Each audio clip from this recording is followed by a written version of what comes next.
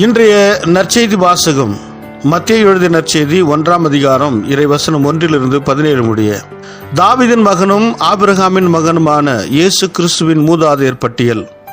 ஆபிரகாமின் மகன் ஈசாக்கு, ஈசாக்கின் மகன் யாக்கோபு, யாக்கோபின் புதல்வர்கள் யூதாவும் அவர் சகோதரர்களும்.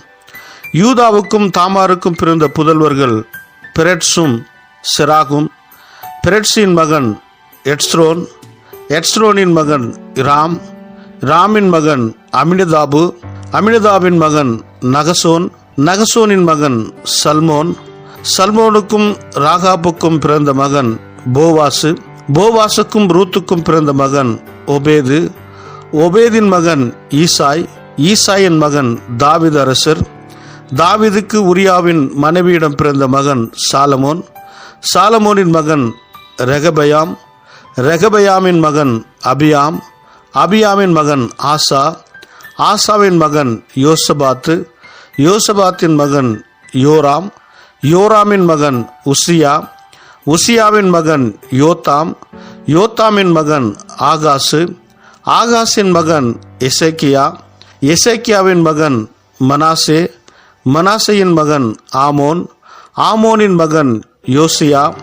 யோசியாவின் புதல்வர்கள் எக்கோனியாவும் அவர் சகோதரர்களும்.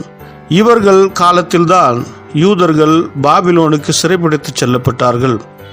பாபிலோனுக்கு சிறைப்பிடித்து செல்லப்பட்ட பின்பு எக்கோனியாவுக்கு பிறந்த மகன் செயல்தியேல், செயல்தியேலின் மகன் செர்பாபேல், செர்பாபேலின் மகன் அபியூது, அபியூதின் மகன் எலியாக்கிம், எலியாக்கிமின் மகன் அசோர், அசோரின் மகன் சாதோக்கு, சாதோக்கின் மகன் அக்கீம், அக்கீமின் மகன் எலியூது, எலியூதின் மகன் எலியாசர், எலியாசரின் மகன் மாத்தான், மாத்தானின் மகன் யாக்கோபு, யாக்கோபின் மகன் மரியாவின் கணவர் யோசேப்பு. மரியாவிடம் பிறந்தவரே கிறிஸ்து என்னும் இயேசு.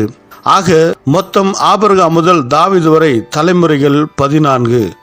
தாவீது முதல் பாபிலோனுக்கு சிறைப்பிடித்து செல்லப்பட்டவர்கள் வரை தலைமுறைகள் 14. பாபிலோனுக்கு சிறைப்பிடித்து செல்லப்பட்டவர்கள் முதல் கிறிஸ்து வரை தலைமுறைகள் 14. இது கிறிஸ்து வழங்கும் நற்செய்தி. கிறிஸ்துவே உமக்கு புகழ்.